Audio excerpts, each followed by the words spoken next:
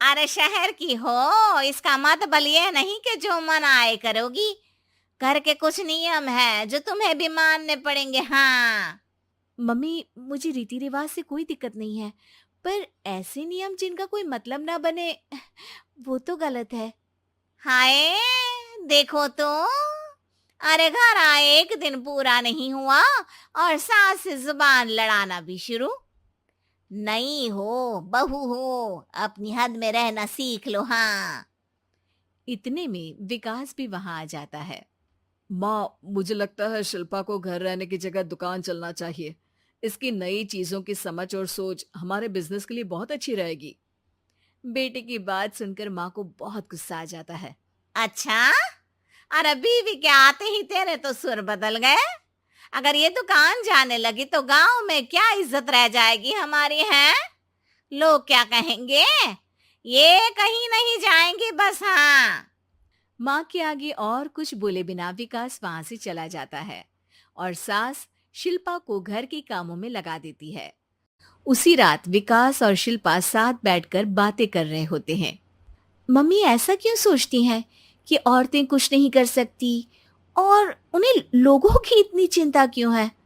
पापा की डेथ के बाद माँ ने दुकान संभालने की कोशिश की थी, पर लोगों ने उल्टी सीधी बातें सुनाकर उनका आत्मविश्वास इतना गिरा दिया कि वो कुछ कर ही नहीं पाई और सोचने लगी कि शायद औरतें ये सब कर ही नहीं सकती। इसलिए उनसे भी नहीं हुआ। लोगों की यही तो दिक्कत है, उन्हें अपने से ज्यादा दूसरे की जिंदगी में स्वाद आता है। वैसे लोग जिनसे डरते हैं ना, उन्हें ही तोड़ने की कोशिश करते हैं।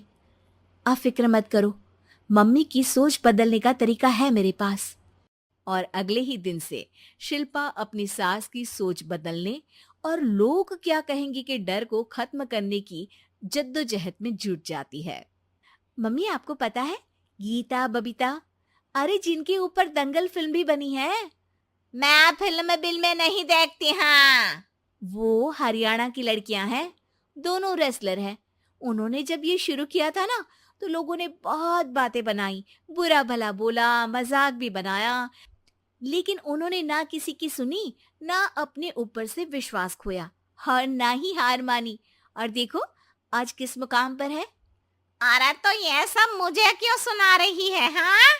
नहीं नहीं, बस ऐसे ही, हमें अपने आसपास की खबरें तो रखनी चाहिए ना। ऐसा कहकर शिल्पा अपनी सास को सोच में डालकर वहां से चली जाती है। अब शिल्पा हर दिन दुनिया के अगेंस्ट अपनी हिम्मत से सक्सेसफुल बनने वाली लड़कियों की कहानी अपनी सास को सुनाने लगती है। इसी तरह कुछ समय बीत जाता है। और माँ, आजकल बहुत चुप चुप रहती हो, सब ठीक तो है ना? बस कुछ सोचती रहती हैं, इसीलिए ज्यादा बोल नहीं पाती। ऐसा क्यों हुआ माँ? कोई दिक्कत है क्या? अरे तेरी पत्नी ही दिक्कत है। है? मैंने क्या किया? अरे रोज मुझे कुछ समझाने के मकसद से एक नई कहानी सुनाती है, पर खुद नहीं जानती कि मुझे सब पहले से पता है। हाँ। तो फिर दिक्कत क्या है माँ? लोग क्या कहेंगे? अरे उनका तो काम ही है कुछ ना कुछ कहना। आप ये सोचो कि उन्हें नजरअंदाज करके हम साथ मिलकर किस ऊंचाई पर पहुंच सकते हैं। बेटे और बहू की बातों से सोच में पड़ी माँ वहां से चली जाती है। अगली सुबह सबसे पहले तैयार सास आवाज लगाकर बेटे और बहू को बुलाने लगती है। अरे कहाँ सोते पड़े हो दोनों? किसी को घर में कोई काम नहीं है का? हाँ। सास की आवाज सुन शिल्पा भागती हुई कमरे से बाहर निकल आती है, जिसके पीछे विकास भी बाहर आ जाता है। मम्मी, आप इतनी सुबह तैयार होकर कहाँ जा रही हैं? अरे किसी नई शुरुआत से पहले भगवान का आशीर्वाद बनता है या नहीं? मैं सीधा दुकान जाऊंगी, तुम काम निपटा कर आ जाना है। सास की बात सुन शिल्पा और विकास खुशी से फूले नहीं समाते। ये हुई ना मेरी माँ वाली बात। पूरा परिवार मिलकर दुकान पर काम करने लगता है, जिसमें विकास और उसकी माँ दुकान संभालते हैं, तो शिल्पा काम को ऑनलाइन डाल शहर और इंटरनेट का काम संभालने लगती है, जिसे देख गांव में लोगों के बीच गॉसिप शुरू होते देर नहीं लगती। और क्या विकास भाई, अकेले काम संभल नहीं रहा था तो नौकर रख लेते। और तो को यहाँ लाने की क्या जरूरत थी? इन्हें घर में जो काम बोलो वो तो सही से करती नहीं। यहाँ आकर तो तुम्हें डुबा ही देंगी।